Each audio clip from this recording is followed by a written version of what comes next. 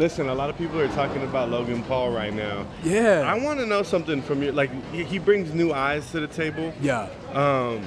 What's that like? Do you feel like there's like that really does pushes the brand like sure, big man. time? To me, it just makes sense. You know what I mean? I'm not like in the offices by any means, but when you think about how popular Logan Paul is, and then even his entire story, his come up, and what he's been able to do in the world of boxing and entertainment in general, it would only make sense for us to be like, you know, hand in glove, man. Yeah. And then to see what he did in the ring is very impressive, especially as a performer who has seen a lot of people and has gone through the whole learning process.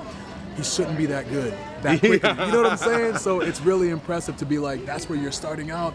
You got a bright future ahead of you. Is there some truth to this? He said that professional wrestling is harder to do than boxing. Well, I've never been a professional boxer, so we got to take his word for it, you know. But there's so many elements that you have to take into consideration with regard to like entertaining the crowd and, you know what I mean, making sure that your match is entertaining yet different than the other matches on the card, and even different from what you did last time. You know, it's a true art for sure. You know, it's awesome to hear him say that and kind of put respect on the grind that is WWE. I feel like, you know, we've seen you got like even your boy injured, like it's a real athletic thing, like people sleep on. Yeah, everything that we do is dangerous, man. Like you forget, and with E's situation and him breaking his neck, it was like you're reminded of just how dangerous what we do is. It only takes 1 second for everything to go awry, but with his situation, like, we really lucked out. You know what I mean? For him to be able to do what he wants to do, he hasn't had any surgery. We're like, I just was hanging out with E just now, you know, How's he's he in doing? great spirits. He's in great spirits, man. He's a phenomenal individual. Listen, is there any movement to like, not, you know, you're missing a guy right now. Yeah. To fill his shoes. Well, I've always said that if you add anything to the New Day or take anything away, it is just not the New Day. You know what I'm saying? So people are like, oh, you should put this person in the group.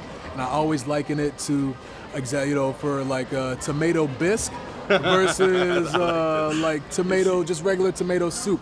You add that cream in there, it might look the same, but it's a completely different soup, you know? So I'm not interested in any kind of soup, except for the one that I know that consists of myself, Woods, and E.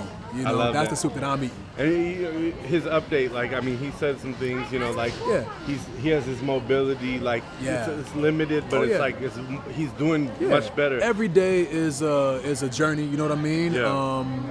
We are waiting for his C1 to ossify, to generate new bone. You know, I learned that word. You know what I'm saying? Through this whole process. Some science. But he's doing great otherwise. And like I said, man, like the situation could have been a lot worse. And for us to be having this conversation and we're only talking about his bones healing, to me it's just a matter of like taking it one day at a time and making sure that he's able to live a comfortable life. He's able to lift. He's able to you know, shoot things that, you know, do like just, you know, PR stuff. He's able to talk to people. He's able to live a normal life. And to me, that's the most important thing. So it's a one day at a time type process.